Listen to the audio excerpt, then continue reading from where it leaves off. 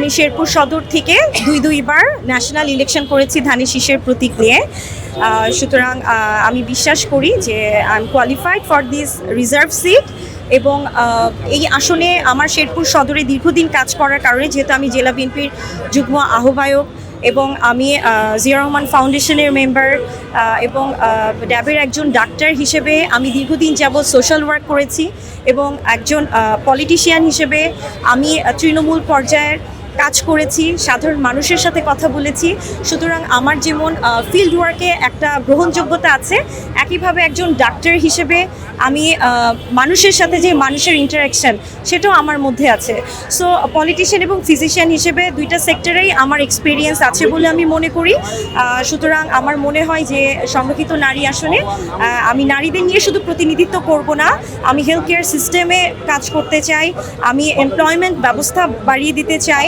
যেই জায়গাগুলোতে আমার সদরের বিশেষ করে যে যাতায়াত ব্যবস্থা এবং যোগাযোগ ব্যবস্থার যে অবনতিগুলো আছে সেগুলোর আমি উন্নয়ন করতে চাই। কারণ একজন ডাক্তার হিসেবে আমি যদি ওয়ার্ড পর্যায়ের মানুষদের মধ্যে জনস্বাস্থ্য সচেতনতা গড়ে তুলতে চাই এবং প্রপার হেলথ কেয়ার সার্ভিসটা দিতে চাই, আমার কিন্তু সেই এলাকার প্রপার রাস্তার ডেভেলপমেন্ট থাকতে হবে, আদারওয়াইজ কিন্তু পেশেন্ট হসপিটালে আসার সুযোগ পাবে না।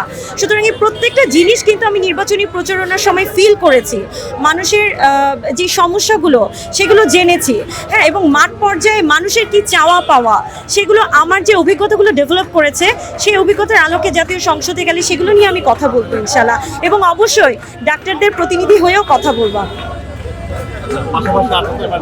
নির্বাচন পরবর্তী সংসদে যে বিরোধী দল হয়েছে জামাত এবং এনসিপি, ওই ক্ষেত্রে সংখ্যালঘু হারে বিএনপির অংশ থাকবে, জামাত এবং এনসিপির অংশ থাকবে, ওই ক্ষেত্রে আপনাদের নারীদের ভূমিকা কি থাকবে?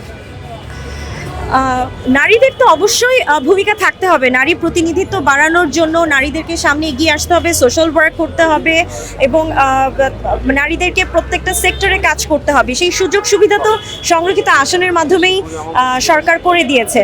সুতরাং আমরা যেটা দেখতে পাচ্ছি যে বিএনপি থেকে 36 জন সংরক্ষিত নারী আসন পাবে, এছাড়া অন্যান্য রাজনৈতিক দল থেকেও বেশ কিছু সংরক্ষিত নারী আসন আসবে।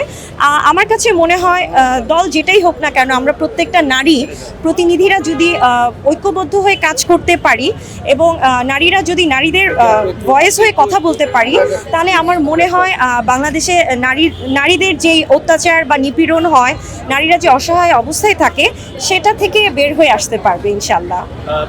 ক্রমান্বয়ে 30 থেকে 50 আসনে উন্নীত হয়েছে এটাকে আপনি কিভাবে দেখছেন?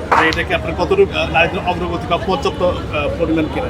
অবশ্যই পূর্বের থেকে বর্তমানে যে নারী সংরক্ষিত আসনের সংখ্যা বেড়েছে, এটা অবশ্যই ভালো খবর। কারণ বাংলাদেশের 64টা জেলায় নারীদের এইভাবে যদি সামনে এগিয়ে আনা যায়, তাহলে নারীদের কাজ করার অনেক সুযোগ থাকবে এবং নারীদেরকে নিয়ে যে নারীরা কথা বলবে সেই সুযোগ কিন্তু বাংলাদেশে খুবই কম। এই সেক্টর ডেভেলপমেন্টের জন্য যে 50টা সংরক্ষিত আসন করা হয়েছে, ডেফিনেটলি এটা বাংলাদেশের নারীদের জন্য একটা প্লাস পয়েন্ট হিসেবে কাজ করবে।